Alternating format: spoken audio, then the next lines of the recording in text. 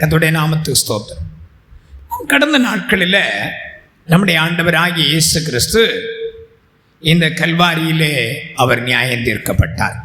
பாவம் அறியாதவர் நமக்காக பாவமானார். பாவம் செய்யாதவர் நமக்காக குற்றவாளியாக மாற்றப்பட்டார். கர்த்தருடைய நாமத்துக்கு மகிமையும் ஸ்தோத்திரமும் கனமும் உண்டாவதாக. இந்த கல்வாரியில் இயேசு 7 விதமான காரியங்களுக்காக அவர் என்ன செய்தார்? நியாயம் தீர்க்கப்பட்டார். 1 பாவம், 2 வியாதி, 3 பயம், 4 உலகம், 5 மரணம். இன்றைக்கு 6வது பாதாளத்தை குறித்து ஏன் இயேசு கல்வாரியில் மரித்த வேளையில் இந்த பாதாளத்தை ஏன் ஜெயித்தார் என்று நாம் இன்றைக்கு பார்க்க போகிறோம். வெளிப்படுத்தின விசேஷம் 1ஆம் அதிகாரம் 8ஆம் வசனத்தை வாசிங்கள். ஒரு குறுகிய நேரத்தில் இன்றைக்கு செய்தியை முடிக்க போகிறோம்.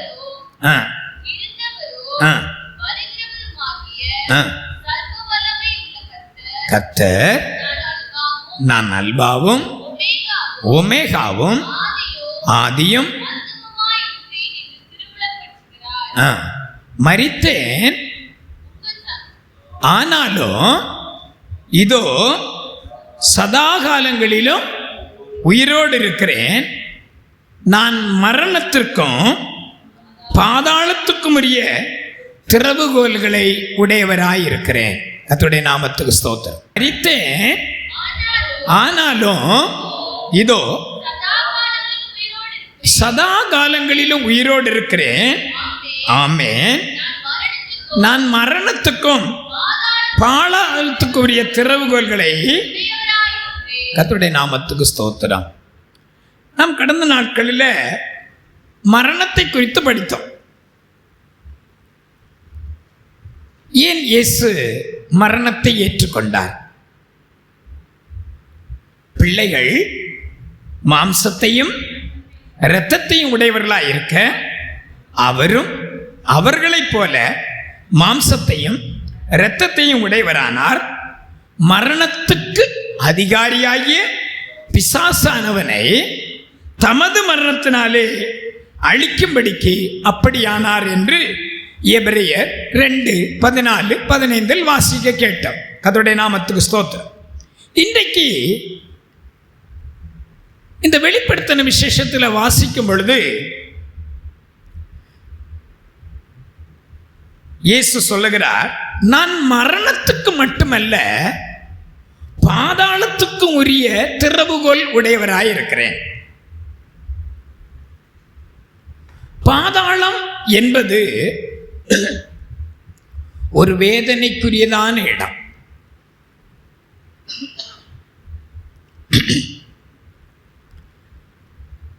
இந்த இடத்துக்கு, இந்த வேதனைக்குரிய இடத்துக்கு, இந்த அழுகையும் பற்கடிப்பும் என்று சொல்லக்கூடிய இந்த நரகத்துக்கு நாம போகக்கூடாது என்று சொல்லிதான் 2020 வருடங்களுக்கு முன்பதாகவே நமக்காக கல்வாரியிலே மரித்தார். அல்லேலூயா, அல்லேலூயா.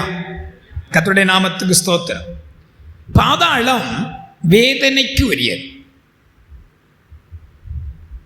ஆனால் இந்த வேதனைக்குரிய பாதாளத்துக்குடைய திறவுகோல் உடையவர் யாருன்னு கேட்டீங்கன்னா நம்முடைய ஆண்டவர். அவருடைய கையில் இருக்கிறதான இந்த திறவுகோலை கொண்டு, அந்த திறவுகோலாகிய வல்லமையை கொண்டு அவர் என்ன செய்தார்னா ஜெயம் எடுத்தார். ஆமென். மரணம் அவரை என்ன செய்யவில்லை? கட்டி வைக்க முடியவில்லை. பாதாளம் அவரை என்ன செய்யவில்லை? மூடி வைக்க முடியவில்லை. ஏனென்றால் நம்முடைய ஆண்டவர் எப்படிப்பட்டவர்? மரணத்துக்கும் பாதாளத்துக்குரிய திறவுகோலை உடையவராக இருக்கிறார். இல்லையா? அந்த ரோமர்ஸ் சாம்ராஜ்யம் அல்லது ரோம பேரரசு, ரோம போர்ச்சேவர்கள் அவரை கல்லறையில் அடைத்து, அந்த கல்லறையின் வாயிலே ஒரு பெரிய கல்லை புரட்டி வைத்து, இதோடு கூட என்ன செய்தது? இயேசுவின் வாழ்க்கை அல்லது இனிமேல் முடிந்தது என்று அவர்கள் ஒரு தீர்வை நினைத்து கொண்டார்கள். ஆனால் நம்முடைய இயேசு மரணத்துக்கும் பாதாளத்துக்கும் திறவுகோலை உடையவராக இருக்கிறார். அல்லேலூயா சொல்லுமா? அல்லேலூயா. அதனால தான் பிலதெல்பியா சபைக்கு சொல்லும்போது சொல்றாரு, அவர் மட்டும் திறவுகோலை உடையவர் அல்ல, தம்முடைய பிள்ளைகளுக்கு ஒரு திறவுகோலை கொடுக்கிறார். ஆமென். ஒரு அல்லேலூயா சொல்லுங்க. கர்த்தருடைய நாமத்துக்கு ஸ்தோத்திரம். அந்த பிலதெல்பியா சபையை பார்த்து சொல்றாரு, பரிசுத்தம் உள்ளவரும் சத்தியம் உள்ளவரும் தாவீதின் திறவுகோலை உடையவரும் ஒருவரும் பூட்டக்கூடாதபடிக்கு திறக்கிறவரும் ஒருவரும் திறக்கக்கூடாதபடிக்கு பூட்டுகிறவருமாகிய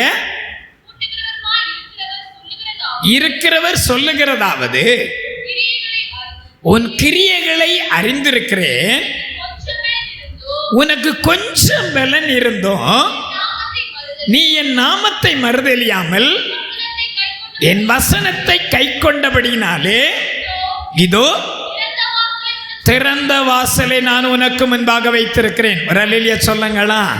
அல்லேலூயா. தாவீதின் திறவுகோல் உடையவர் நமக்கு ஒரு திறவுகோலை கொடுக்கிறார். அந்த திறவுகோல் என்னன்னா, என் வசனத்தை நீங்கள் கை கொண்டபடியினால்.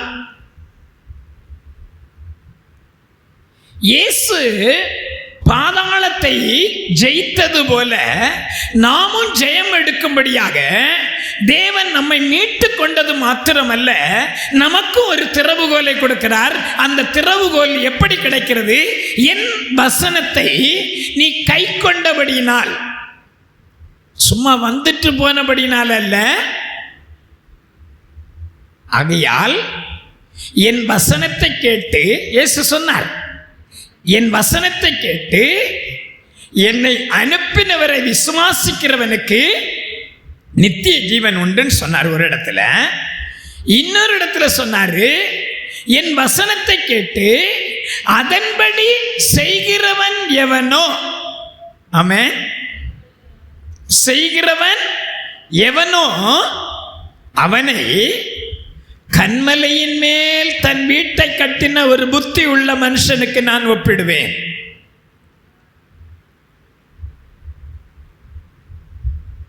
ஒரு பெருவெள்ளம் வரும், ஒரு காற்று அடிக்கும், அலை வந்து மோதும். ஆனாலும் என் வசனத்தை கை கொள்ளுகிறதான கர்த்தருடைய ஜனமே, நாம் இந்த பாதாளத்தோடு இந்த உலகத்தோடு நாம் அழிந்து போவதில்லை. அந்த பாக்கியம் எப்படி கிடைக்கிறது நமக்கு? என் வசனத்தை கேட்டு என்னை கை கொண்டபடியினால். ரெண்டு பேரை குறித்து சொல்றாரு. ஒருவன் தன் வீட்டை எங்கே கட்டினான்? மணலின் மேல் கட்டினான். ஒருவன் தன் வீட்டை எங்கே கட்டினான்? கற்பாறையின் மேல் கட்டினான். கற்பாறையின் மேல் கட்டினவனை ஆண்டவர் சொல்லுகிறார் புத்தி உள்ளவன். மணலின் மேல் தன் வீட்டை கட்டினவனை ஆண்டவர் எப்படி சொல்கிறார்? புத்தி இல்லாதவன். கர்த்தருடைய நாமத்துக்கு மகிமை உண்டாவதாக. இயேசு அவர் பாதாளத்தை வென்றது போல, அவர் சாவை வென்றது போல நமக்கும் ஒரு திறவுகளை கொடுத்திருக்கிறார். நாமும் மரிப்பதில்லை. அப்ப நம்ம சாக மாட்டோமா அப்படின்னு கேட்டுறக்கூடாது. இந்த சரீர மரணம் நமக்கு இருந்தாலும் கூட இந்த வசனத்தை நாம் கை கொண்டு ஜீவித்து மரிப்போமானால் மரத்தை குறித்து ஒரு நம்பிக்கை உண்டு. மனுஷனோ வென்றால் செத்தபின் எங்கே? யோபு கேட்கிறார். மரத்தை குறித்து ஒரு நம்பிக்கை உண்டா?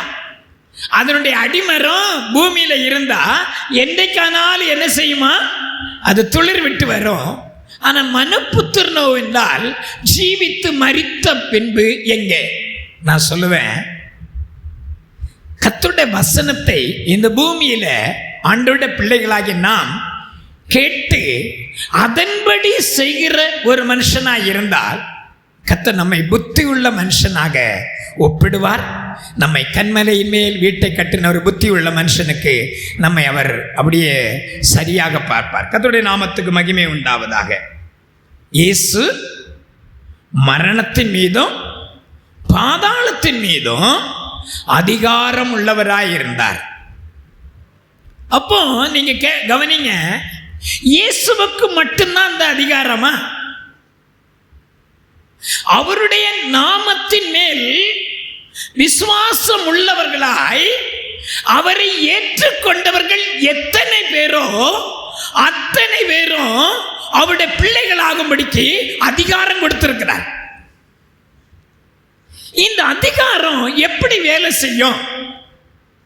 நான் சொன்னேன் இல்லைங்களா, அந்த பிலதெல்பியா சபையை பார்த்து சொன்னாரு, என் வசனத்தை கை கொண்டபடினாலே ஒரு திறந்த வாசல். அல்லேலூயா, ஒரு திறந்த வாசல். அந்த வாசல் என்ன? நானே வழியும் சத்தியமும் ஜீவனுமாய் இருக்கிறேன், என்னை அல்லாமல் ஒருவனும் பிதாவிடத்தில் வரான். அப்போ இந்த பிதாவிடத்துல நானே வாசல் என்று சொன்ன ஆண்டவர் அந்த இடத்துல நாம் போய் சேர வேண்டுமானால் இயேசு அதிகாரம் உள்ளவராய் இருந்தது போல நமக்கும் அதிகாரம் கொடுத்திருக்கிறார். அதான் இப்ப படித்தேன் 1:14 நினைக்கிறேன், யோவான் சுவிசேஷம் 1:14 வாசித்து பாருங்க. அவருடைய நாமத்தின் மேல் விசுவாசம் உள்ளவராய் அவரை ஏற்றுக்கொண்டவர்கள் எத்தனை பேரோ அத்தனை பேர்களும், வாசிங்க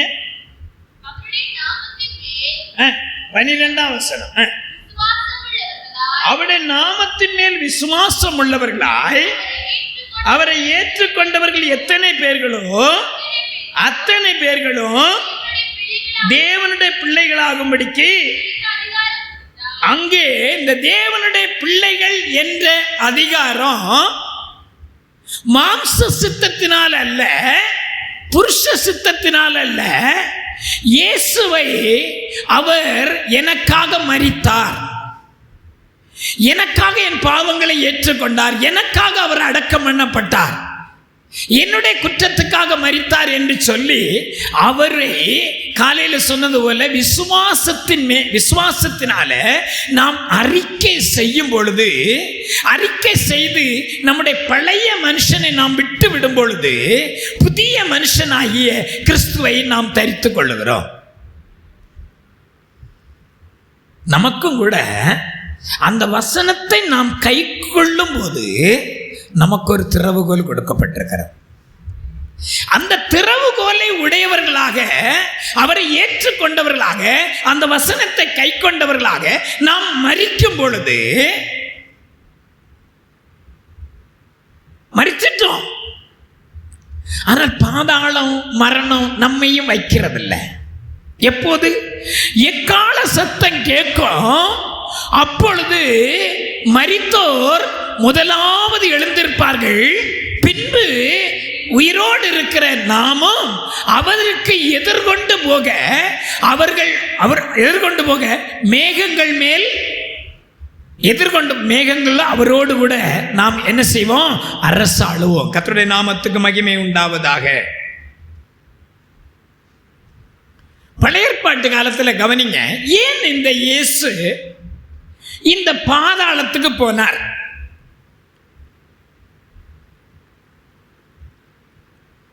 பழைய ஏற்பாட்டு காலத்தில் ஜனங்கள் தங்கள் மரணத்துக்கு பின்னர் அவங்க சென்று அடைந்த இடங்கள் 2 இருக்கு. பழைய ஏற்பாட்டு கால பரிசுத்தவான்கள், பழைய ஏற்பாட்டு கால மக்கள் மரித்த பிற்பாடு அவர்கள் சென்றடைந்த 2 இடங்கள். ஒன்று ஆபிரகாமின் மடி.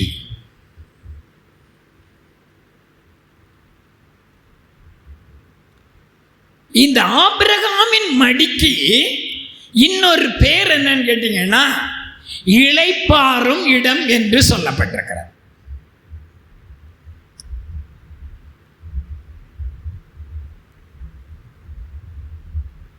சரி, அடுத்து இந்த இடத்துக்கு யார் போவார்கள்? ஏற்பாட்டு காலத்தில் ஜீவித்தாலும் கூட இந்த இடத்துக்கு போனவங்க கர்த்தருக்குள் ஆண்டவரை ஏற்றுக்கொண்டு ஜீவித்தவர்கள், ஆண்டவருக்காக நின்றவர்கள் ஆபிரகாமின் மடியில போய் உட்கார்ந்தாங்க. ஆனா நான் சொன்னேன் 2 இடங்கள் சொன்னேன். ஒன்று ஆபிரகாமின் மடி என்று சொன்னேன், இன்னொன்று ஐஸ்வர்யவான் சென்ற வேதனை உள்ள இடம். அதுக்கு பேர் தான் பாதாளம். வாசிப்போம். லூக்கா சுவிசேஷம் புரியும்படியாக லூக்கா சுவிசேஷம் 16ஆம் அதிகாரத்தில் இந்த ஒரு சம்பவத்தை நாம படிப்போம். கொஞ்சம் படிப்போம். கர்த்தருடைய நாமத்துக்கு ஸ்தோத்திரம். வாசிங்க. எத்தனாம் வசனம்? 16. வாசினா. ஐஸ்வர்யம் உள்ள ஒரு மனுஷன் இருந்தான். அவன் இரத்தாம்பரமும் வெளியேற பெற்ற வஸ்திரமும் தரித்து அனுதினமும் சம்பிரமமாய் வாழ்ந்து கொண்டிருந்தான். லாசரு என்னும் பெயர் கொண்ட ஒரு தரித்திரனும் இருந்தான்.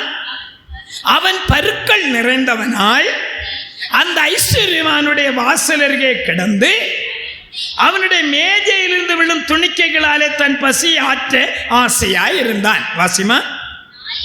நாய்கள் வந்து அவன் பருக்களை நக்கிற்று. பின்பு அந்த தரித்திரன் மரித்து, அல்லேலூயா, பின்பு அந்த தரித்திரன் மரித்து தேவதூதரால் ஆபிரகாமுடைய மடியிலே கொண்டு போய் விடப்பட்டார். இந்த சம்பவங்கள் நீங்க நல்லா கவனிக்கணும். இயேசு கிறிஸ்து பூமியில ஜீவித்த நாட்கள்ல நடந்த சம்பவம்.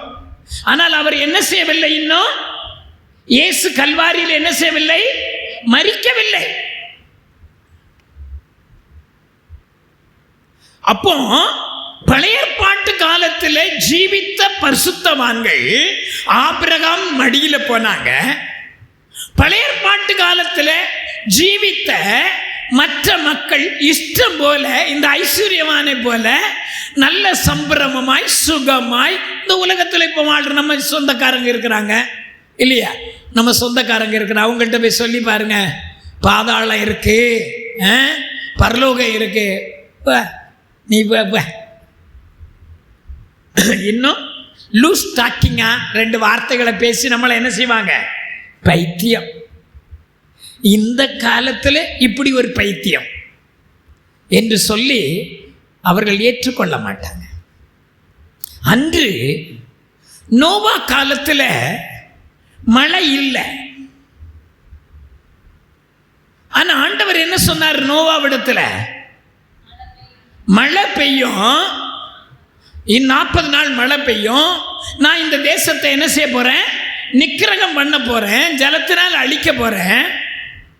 இன்றைக்கு நம்மளை பார்த்து பரலோகம் ஒன்று இருக்கு, இயேசுநாதர் பரலோகத்தை கட்டிட்டு இருக்கிறாரு, நாங்கள் ஆண்டவர் பிள்ளைகள், நாங்கள் ஆண்டவருக்காக ஜீவிக்கிறோம், அதனால தான் ஜீவிக்கிறோம், அதனால தான் கர்த்தருடைய சமூகத்துக்கு போகிறோம், அதுக்காக தான் நாங்கள் போய் இந்த அனுபவத்தை போ போ போ போ. ஆனால் ஒன்று, உங்களை மாதிரி ஒரு பைத்தியம் இந்த உலகத்திலே இல்லை. நல்ல நாங்கள் வாழ்கிறோங்க இந்த பூமியில், நல்ல ஏசி, நல்ல கார், நல்ல அனுபவி ராஜான்னு நான் அனுபவிக்கிறேன், நான் தான் பரலோகத்தில் இருக்கிறேன், இந்த நீ தரித்திர, நீ நரகத்தில் இருக்கிற என்று மாற்றி அவங்க பேசுவாங்க. இப்போ இந்த பழைய ஏற்பாட்டு காலத்தில் ஜீவித்த பரிசுத்தவான்கள் மரித்த உடனே ஆபிரகாமின் மடியில இளைப்பாறுகிற இடத்துக்கு போனாங்க. ஆனா அந்த உலகத்துல சம்பிரமமாய் வாழ்ந்த ஐஸ்வர்யவான் மரித்தான். அவனும் மரித்தான். வாசிமா அடுத்த வசனம். அந்த தரித்திரன் 22ஆம் வசனம் வாசிமா. பின்பு அந்த தரித்திரன், எந்த தரித்திரன்? வசனத்துக்கு கீழ்ப்படிந்து வசனத்தை கை கொண்டு ஜீவித்த அந்த தரித்திரன், அந்த லாசரு மரித்து போனான். அவன் ஆபிரகாமின் மடிக்கு போய்விட்டான். அடுத்தது வாசிமா. ஐஸ்வர்யவானோ மரித்து அடக்கம் பண்ணப்பட்டான். அவன் எப்படி இருந்தான்? நல்ல இரத்தாம்பரம் உடுத்து, விலையேறப்பட்ட வஸ்திரம் உடுத்து, அன்னிதினமும் எப்படி வாழ்ந்தான்? அப்படி சம்பிரமமா வாழ்ந்தான். நல்ல ஜாலியா இருந்தான். ஆனா அவனும் எங்க போயிட்டான்? அவன் ஆனா என்ன செய்யவில்லை? இந்த தரித்திரன், இந்த லாசரு வசனத்தை கேட்டான், அதன்படி ஜீவித்தான், அவன் மரித்தான், அடக்கம் பண்ணப்பட்டான், அவன் ஆபிரகாமுடைய மடியில போனான். ஆனால் இந்த ஐஸ்வர்யவான் நல்ல ஜீவித்தான், வசதியா இருந்தான், சுகமா இருந்தான். இவன் மரிச்சான், எங்க போனான்? ஆனா ஆபிரகாமின் மடிக்கு நம்மளும் போகணும்னா என்ன செய்யணும்? என் வசனத்தை நீ கை கொண்டபடினாலே இதோ நான் ஒரு திறந்த வாசலை வைத்திருக்கிறேன். இல்லையா? கர்த்தருடைய நாமத்துக்கு மகிமை உண்டாவதா. இப்ப பாருங்க, அங்கே பாதாளம் என்று ஒன்றிருக்கிறது, அதற்கு மேலே ஆபிரகாமின் மடி என்று ஒன்றிருக்கிறது. இந்த ரெண்டு எங்க தான் இருந்திருக்கு? இயேசு மரித்து அடக்கம் பண்ணப்பட்ட வரையிலும் இது எங்க தான் இருந்துச்சு? பூமியின் தாழ்விடத்துல தான் இருந்துச்சு. பூமியின் தாழ்விடத்துல தான் ஆபிரகாமின் மடி இருந்துச்சு. அதற்கு கீழாக என்ன இருந்துச்சு? பாதாளம் இருந்துச்சு. இவர்கள் ஆபிரகாமின் மடியில் பழைய ஏற்பாட்டு கால பரிசுத்தவான்கள் இளைப்பாறுதல் அடைந்தாலும் இவங்க மேன்மையான பரதீசிக்கு அவங்க வந்து சேரவே இல்லை. அதனால தான் இயேசு மரித்து அடக்கம் பண்ணப்பட்டு 3ஆம் நாள் உயிர்த்து எழுதுகிறதுக்கு முன்பதாக அவன் பூமியின் தாழ்விடத்துக்கு போனார். இந்த பூமியின் தாழ்விடத்தில் போய் பாதாளத்தில் இருக்கிறவர்கள் பூமியின் தாழ்விடத்தில் இருக்கிற ஆபிரகாமின் மடி என்று சொல்லுகிற அந்த மடியில் இருக்கிற பரிசுத்தவான்களை மேலே அவர்கள் இளைப்பாறுதலை கொண்டு வரும்படியாக இயேசு பாதாளத்துக்கு கடந்து சென்றார். ஒரு அல்லேலூயா சொல்லுமா? அல்லேலூயா. இயேசு மரித்தவன் என்ன செய்தாரு? ஆபிரகாமின் மடிக்கு சென்று அங்கே இந்த பூமியின் தாழ்விடத்துல சிறைப்பட்டு இருந்ததான பரிசுத்தவான்கள், ஆபிரகாம் மடி என்று சொன்னாலும் அது பூமியின் தாழ்விடத்தில் இருந்தாலும் அது பாதாளம் அல்ல, அது வேதனைக்குரிய இடம் அல்ல. ஆனால் அவர்கள் இளைப்பாறுதல் இருந்தாலும் கூட அவர்கள் சிறைப்பட்டவர்களாகவே இருந்தார்கள். எபேசியர்ல 1ஆம் அதிகாரத்தில் நீங்க வாசிக்கும் பொழுது இயேசுவானவர் மரித்து அடக்கம் பண்ணப்பட்டு பூமியின் தாழ்விடங்களில் இருக்கிற சிறைப்பட்டவர்களை விடுதலை ஆக்கும்படிக்கு அவர் அப்படியானார். வாசிங்க எபேசியர் 4ஆம் அதிகாரம் எடுங்க.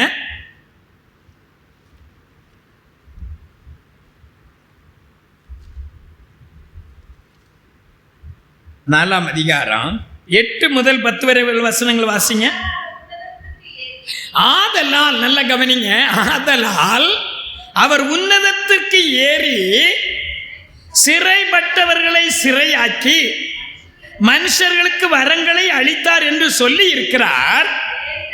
ஏறினார் என்பதினாலே, நல்ல கவனிங்க, அந்த ஆவியிலே அவர் கீழே போனார். ஏறினார் என்று சொல்லுவதற்கு முன்பதாக அவர் இறங்கினார் என்று சொல்லப்பட்டிருக்கிறார். இறங்கினார். எங்கே இறங்கினார்?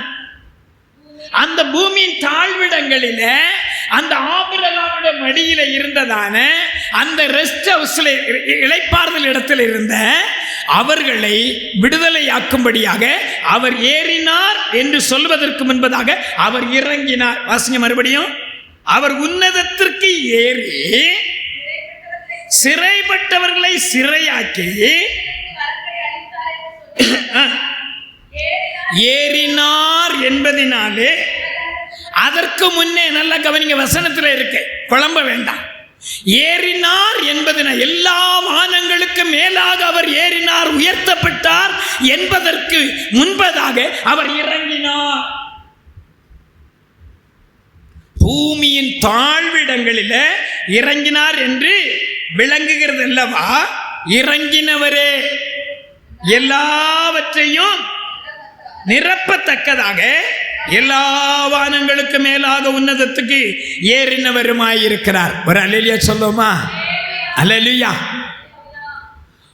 இந்த இயேசு இறங்கினார், ஏறினார், எல்லா வானங்களுக்கு மேலாக உயர்த்தப்பட்டது போல நாமும் அனைவரும், அடுத்த வசனத்தில் இருக்கு, குமாரனை பற்றும் விசுவாசத்திலும் அறிவிலும் ஒருமைப்பட்டவர்களாகி கிறிஸ்துவனுடைய நிறைவான வளர்ச்சியின் அளவுக்கு தக்கதாக பூரண புருஷர் ஆகிறதுக்கு இந்த பூமியில நம்மை சீர்வருந்து பொருட்டு சுவிசேஷ ஊழியத்து நிமித்தம் கிறிஸ்துவின் வேலைக்காக கிறிஸ்துவின் சரீரமாகிய சபையானது பக்தி விருத்தி அடைவதற்கு ஆண்டவர் இந்த பூமியில என்ன செய்தாரு? அவர் ஏறிட்டு சும்மா போகல, அவர் ரெப்ரசன்டேட்டிவாக அவருக்கு பதிலாக சிலரை அப்போஸ்தலராகவும் சிலரை தீர்க்கதரிசிகளாகவும் சிலரை போதகராகவும் சிலரை மேய்ப்பராகவும் சிலரை தீர்க்கதரிசிகளாகவும் சுவிசேஷகராகவும் 5 பேரை ஏற்படுத்தி இருக்கிறார். அல்லேலூயா. இந்த ஏற்படுத்தப்பட்டதான கர்த்தருடைய பிள்ளைகள் அனுபவிக்கும்படியாக கொடுக்கப்பட்ட நாம், இதை பெற்று அனுபவிக்கிற நாம், சரீரமாகிய சபைக்கு வருகிற நாம் குழந்தைகளை போல இருந்துட்டே இருக்கக்கூடாது. அந்த மாடை போல அந்த குப்பை தொட்டிக்கே போயிட்டு இருக்கக்கூடாது. நாம் இனி குழந்தைகளாயிராமல் சொல்றாரு பாருங்க, மனுஷருடைய, நம்ம மனுஷர் நினைக்க கூடாது, அப்ப பேயான்னு கேட்டக்கூடாது. இல்லை, நம்ம தேவ மனுஷர் நினைக்கணும். நாம யாரு? நம்ம தேவ மனுஷர் அப்படி சொல்லணும். நம்ம மனுஷர் இல்லை, மனுஷர் அவங்க, நம்ம தேவ மனிதர்கள். இந்த மனிதர்கள் எப்படி இருப்பாங்களா? சூதும் வஞ்சிக்கிறதுக்கு ஏதுவான தந்திரமுள்ள போதகமாகிய பலவித காற்றுகளினாலே அலைபட்டு அவர்கள் அலைகிறது போல நீங்கள் அலையாமல் அன்புடன், ஒரு அல்லேலூயா சொல்லுங்க, அன்புடன் சத்தியத்தை கைக்கொண்டு தலையாகிய கிறிஸ்து, ஒரு அல்லேலூயா சொல்லுங்க. கிறிஸ்து யாரு? தலை. நாம யாரு? அவருடைய சரீரத்தின் அவயங்கள். இந்த தலையாகிய கிறிஸ்து எல்லா வானங்களுக்கு மேலாக உயர்த்தப்பட்டது போல அவரும் நம்மையும் அங்கதான் கொண்டு போகணும்னு ஆசைப்படுறார். இது ஒரு தற்காலிகமான ஒரு கூடாரம். பக்தர்கள், தொண்டர்கள், நம்ம யாரு? தொண்டர்கள். கொடி கிடி எடுத்துடாதீங்க. பாஸ்டர் சொல்லிட்டார் 19ஆம் தேதி நம்ம தொண்டர்கள்னு சொன்னாங்க. நான் வரும்போது ஞாயிற்றுக்கிழமை கொடியோட வந்துடாதீங்க. அந்த தொண்டர்கள் அல்ல, போராடுகிற தொண்டர்ல, கிறிஸ்துவுக்காக ஜீவிக்கிற, அர்ப்பணிக்கிற, ஒப்பு கொடுக்கிற ஒரு பாத்திரமான ஒரு தொண்டனாக நாம மாறும் பொழுது நமக்கு உபத்திரவம் உண்டு, நமக்கு பாடு உண்டு, நமக்கு நிந்தை உண்டு, நமக்கு அவமானம் உண்டு, கஷ்டம் உண்டு, பலவிதமான ஏச்சு பேச்சு உண்டு. ஆனால் அவரை அண்டிக் கொள்ளுகிறவர்களுக்கு ஆமென் சொல்லுங்க. அதனால தான் ஆண்டவர் சொன்னாரு, உங்கள் இருதயம் கலங்காது இருப்பதாக. ஆமென். என்னிடத்தில் விசுவாசமாய் இருங்கள், தேவனிடத்திலும் விசுவாசமாய் இருங்கள். நான் போய் பக்தர்கள், தொண்டர்கள் என் வசனத்துக்கு கீழ்ப்படிந்து, என் வசனத்துக்கு கீழ்ப்படுகிற, என் வசனத்துக்கு ஒப்பு கொடுக்கிற உங்களுக்கு இந்த உலகம் பாத்திரராய் இருக்காது. ஆனா உங்களுக்கு, என்னை அண்டிக் கொள்ளுகிறவர்களுக்கு, உங்களுக்கு நான் என்னோடு கூட உங்களை பரதீசில உட்கார வைப்பேன். ஆமென் சொல்லுவோமா? அல்லேலூயா. இயேசு மரிக்கும் வரை, நல்ல கவனிங்க, இயேசு மரிக்கிற வரையிலும் பழைய ஏற்பாட்டு பரிசுத்தவான்கள் தாவீது, எப்தா, ஆபிரகாம், ஈசாக்கு, யாக்கோபு, வேதத்தில் சொல்லப்பட்ட பரிசுத்தவான்கள் பட்டியலில் இருக்கிறவர்கள் எல்லாரும் இயேசு மரித்து அடக்கம் பண்ணப்பட்டு அந்த பூமியின் தாழ்விடத்தில் போய் அந்த காவலில் இருந்த ஆவிகளுக்கு பிரசங்கம் பண்ணுகிற வரைக்கும் இவங்க பூமியின் மடியில தான் இருந்தாங்க. பழைய ஏற்பாட்டு பரிசுத்தவான்கள் பாதாளத்தில் இல்லை, பாதாளத்தில் ஒரு கூட்டம் ஐஸ்வர்யமான போன்ற மனுஷர்கள் இருந்தார்கள்.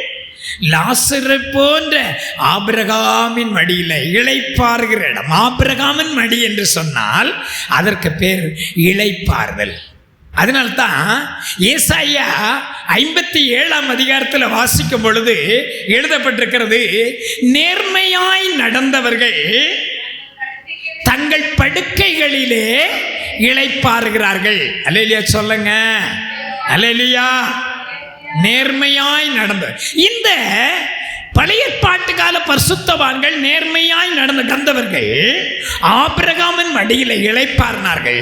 ஆனால் அவர்களை பூமியின் தாழ்விடத்தில் விட்டு விடாதபடிக்கு அவர் மரித்து அடக்கம் பண்ணப்பட்ட பிற்பாடு அவர்கள் இப்பொழுது பரதீசில இளைப்பாரி கொண்டிருக்கிறார்கள்.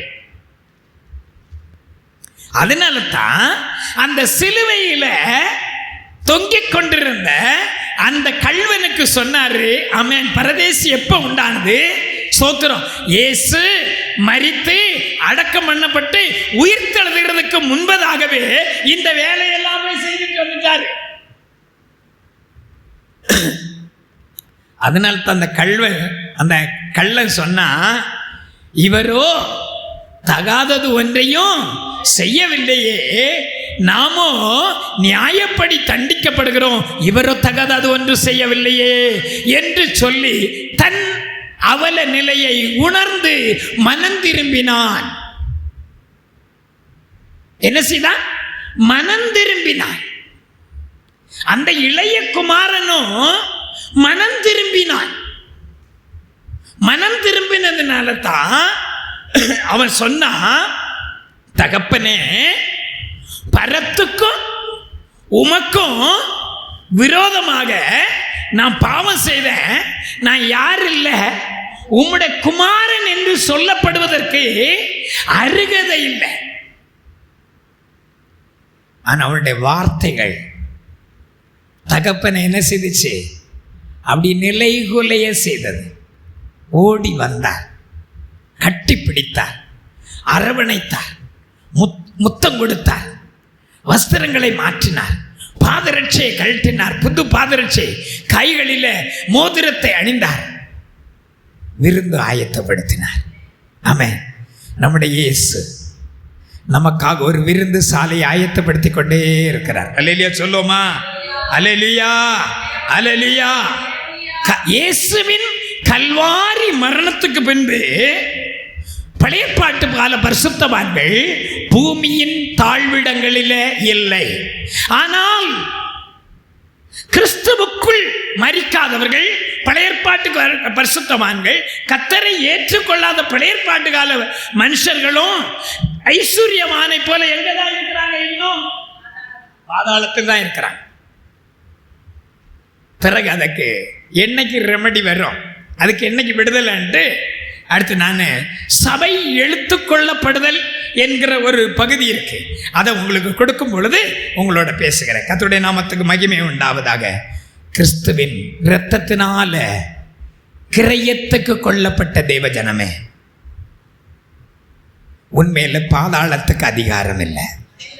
உண்மையில பாதாளத்துக்கு அதிகாரம் இல்லை. அல்லேலூயா, அல்லேலூயா. ராஜாவாகிய சவுல் கீழ்ப்படியாமை நிமித்தம், அஞ்சனம் பார்க்கிறவர்களை தேடி போனது நிமித்தம் அவன் பூமியின் தாழ்விடத்தில் பாதாளத்தில் தான் இருக்கிறான். ஆனால் தாவீதை போன்று மனங்கசந்து அழுது, உம்முடைய இரட்சணியத்தின் சந்தோஷத்தை எனக்கு திரும்ப தாரு, என் ஆவியை என்னிடத்திலிருந்து எடுத்துக்கொள்ளாதிரும் என்று சொல்லி கலங்கி அழுது புலம்பி வேதனை உண்டாக்குகிற வழி என்னிடத்தில் உண்டோ என்று பார்த்து என்னை நித்திய வழியிலே நடத்தும் என்று சொல்லுகிற ஒரு தேவனுடைய பிள்ளையாய் நீ இருப்பாயானால் மரணத்துக்கு பாதாளத்துக்கு உன்மேல் அதிகாரமே இல்லை. அல்லேலூயா. கர்த்தருடைய நாமத்துக்கு மகிமையும் ஸ்தோத்திரமும் கனமும் உண்டாவதாக.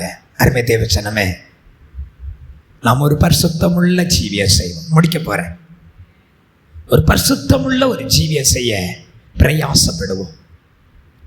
நாம் ஒரு நாளைக்கு நம்முடைய இயேசுவோடு கூட முகமாய் அவரை தரிசிக்க போறோம். அவருடையவர்கள் அவருடைய முகத்தை தரிசிப்பார்கள் என்று எழுதப்பட்டிருக்கிறது. அல்லேலூயா. அவருடையவர்கள் அவருடைய முகத்தை தரிசிப்பார்கள். ஆமென். இந்த கடைசி நாட்களில் எத்தனை பேர் அவருடைய முகத்தை தரிசிக்க வேண்டும் என்று விரும்புறீங்க? ஆனால் அதற்கு ஒரு காரியம், நீங்களும் நானும் அவருடைய பிலதெல்பியா சபையை போல உனக்கு கொஞ்சம் பலன் இருக்கும் பொழுது அவருடைய வசனத்தை கை கொண்டு அவருக்காக ஜீவிக்கும்படியாக அர்ப்பணிக்கிற ஒரு தேவனுடைய பிள்ளையாய் ஒரு பாத்திரமாய் காணப்படுவாயானால் பவுலை போல சொல்லலாம், நல்ல போராட்டத்தை போராடினேன், ஓட்டத்தை முடித்தேன், விசுவாசத்தை காத்துக்கொண்டேன், இது முதல் நீதியின் கிரீடம் எனக்காக வைக்கப்பட்டிருக்கிறது. ஆமென். இதை விரும்புகிற யாவரும் ஆமென் சொல்லுங்களா. இதை விரும்புகிற, ஏனோ தானோன்னு ஒரு ஜீவியத்தை செய்துட்டு போகாதீங்க. வாசப்படியில் இயேசு நிற்கிறார். இன்னைக்கு அநேகருடைய வாழ்க்கை என்ன தெரியுமா? எத்தனை முறை நம்ம என்ன செய்தாலும் ஆண்டவர் என்ன செய்யல, தட்டல்ல, நம்ம என்ன செய்யல, தண்டிக்கல என்ற இருதய கடினத்தோடு கூட கடந்து கொண்டிருக்கிறாங்க தெய்வ பிள்ளைகள். இல்லை தெய்வ ஜனமே, உன்னை பார்க்கிற ஒரு தேவன் இருக்கிறார். உனக்கு எப்பொழுது ஒன்றில் பாதாளம் உன்னை மேற்கொள்ளும் அல்லது உன்னை மரணம் மேற்கொள்ளும், ரெண்டில் ஒன்று உன்னை மேற்கொள்ள போகிறது. ஆனால் நீ எதை ஜெயிக்க வேண்டும்? நீ தேவனுடைய வசனத்தை கை கொண்டு நீ மரணத்தையும் பாதாளத்தையும் ஜெயித்து இயேசுவோடு கூட முகமுகமாக இருக்கும்படியாக அழைக்கப்பட்ட தேவனுடைய பிள்ளை. ஆமென். அல்லேலூயா. நீ என்ன செய்யணும்? மற்றவர்களை ஒப்பிட்டு பார்க்க கூடாது. நான் ஓடுவேன், நான் நடப்பேன், நான் கழுகை போல எழும்புவேன். அல்லேலூயா. எழும்புவேன், பறப்பேன், இயேசுவுக்காக ஒரு ஜீவியத்தை செய்வேன் என்று சொல்லி கிடைக்கிற நேரங்களில், அது நாளைக்கு மரணம் உனக்கு எப்பொழுது எனக்கு எப்பொழுது என்று தெரியவில்லை, கிடைக்கிற நேரங்களில் அல்லேலூயா அந்த வசனத்தை கை கொண்டு இயேசுக்காக ஒரு ஜீவியம் செய்வோமானால் அவரோடு கூட பரலோகத்தில் ஒரு நாள் காணப்படுவோம். ஆமென். அல்லேலூயா. ஆண்டவர் அதனால தான் சொன்னாரு, மரண பரியந்தம் உண்மையாயிரு, நான் உனக்கு ஒரு ஜீவ கிரீடத்தை தருவேன். அல்லேலூயா. நம்முடைய தேவன் மரணத்துக்கும் பாதாளத்துக்கும் திறவுகோல் உடையவராக இருக்கிறது போல அவருடைய இரத்தத்தினால மீட்கப்பட்ட தேவனுடைய பிள்ளையே உனக்கும் ஒரு திறவுகோலை கொடுக்கிறார். அந்த திறவுகோலை கொண்டு நீ அவருடைய சமூகத்தில் அவருடைய முகத்தை தரிசிக்கிறதுக்கு நீ செய்ய வேண்டியது என்ன? அவருடைய வசனத்துக்கு உன்னை கை கொள்ள வேண்டும், அவருடைய வசனத்துக்கு உன்னை ஒப்பு கொடுக்க வேண்டும், அவருடைய வசனத்துக்கு உன்னை தாழ்த்த வேண்டும், உன்னை சுத்திகரிக்க வேண்டும், உன்னை பரிசுத்தப்படுத்த வேண்டும். இதோ ஒரு சீக்கிரமான ஒரு நாள் வருகிறது. ஆமென். அல்லேலூயா. மரித்தோர் அழிவில்லாமல் எழும்ப போறாங்க. உயிரோடு இருக்கிற நாம் அவருக்கு எதிர்கொண்டு போக மேகங்கள் மேலே எடுத்துக்கொள்ளப்பட வேண்டும் என்று சொல்லி அவர் விரும்பி நமக்கு சத்தியங்களை தருகிறார். அல்லேலூயா. இயேசு பாவத்தை ஜெயித்தார், வியாதியை மேற்கொண்டார், பயத்தை மேற்கொண்டார், சிலுவையிலே வெற்றி சிறந்தார், பிறகு உலகத்தை ஜெயித்தார், அடுத்தது மரணத்தை ஜெயித்தார், அடுத்தது பாதாளத்தை ஜெயித்தார். அல்லேலூயா. இன்னொன்று சாத்தானை அவர் ஜெயித்தார். வருகிற வாரத்தில் இயேசு ஜெயித்தார். எப்படி அவர் ஜெயித்தார், நாம் எப்படி ஜெயிக்க வேண்டும் சாத்தானை என்று சொல்லி அடுத்த வாரம் பார்ப்போம். கர்த்தர் சித்தமானால் கர்த்தர் நம்மை நடத்துவாராக. இப்பொழுது தேவனுடைய வசனத்துக்கு ஒப்பு கொடுப்போமா? நம்முடைய தேவனுடைய வசனத்துக்கு ஆண்டவர் சொல்லுகிறார், நீ என் வசனத்தை கை கொண்டபடியினால் இதோ ஒரு திறந்த வாசலை உனக்கு வைத்திருக்கிறேன். எத்தனை பேர் விரும்புகிறீங்க? மற்றவர்களை ஒப்பிடாதீங்க. அவங்க வரல, இவங்க வரல, அவங்க வரலன்னு நம்ம போனால் என்ன இல்லை, அவர்கள் அல்ல உனக்கு திறவுகோல். உன்னை இயேசு மரணத்துக்கு மரித்தேன், ஆனால் இதோ சதா காலங்கள் உயிரோடு இருக்கிறேன். நான் மரணத்துக்கும் பாதாளத்துக்கும் திறவுகோலை உடையவராய் இருக்கிறேன். ஹல்லேலூயா, ஹல்லேலூயா. என்னை விசுவாசிக்கிறவன் மரித்தாலும் பிழைப்பான் என்று எழுதப்பட்டிருக்கிறது. கண்களை மூடுவோமா, கர்த்தரை நோக்கி பார்ப்போமா. ஆண்டவரே, ஒரு